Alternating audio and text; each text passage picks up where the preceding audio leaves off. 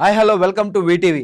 So లేటెస్ట్గా మన మోడీ గారు కాంగ్రెస్కి ఒక చిన్న సమాధానం అయితే అడిగారు. మరి అది ఏంటనేది మనం తెలుసుకుందాం.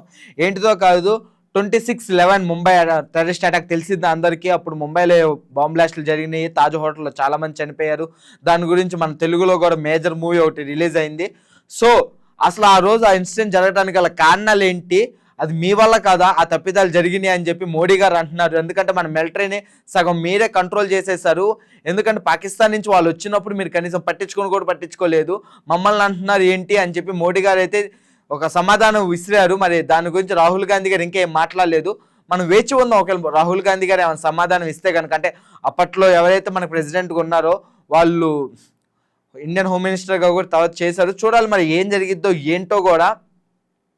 ఈ ఇన్ఫర్మేషన్స్ ఏమేమి జరుగుతాయి, ఏమేమి వస్తాయి అనేది కూడా ఖచ్చితంగా ఇంకొద్ది ల్యాగ్ అయితే నడుస్తుంది.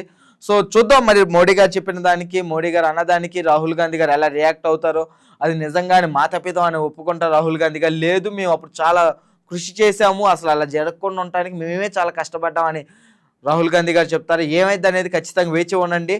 మీతో పాటు నేను వేచి ఉన్నాను. ఇటువంటి ఇన్ఫర్మేషన్ వచ్చినా కానీ ఖచ్చితంగా నేను మీకు ఇన్ఫార్మ్ చేస్తాను. ఖచ్చితంగా నేను వీడియో తీసి పోస్ట్ చేస్తాను.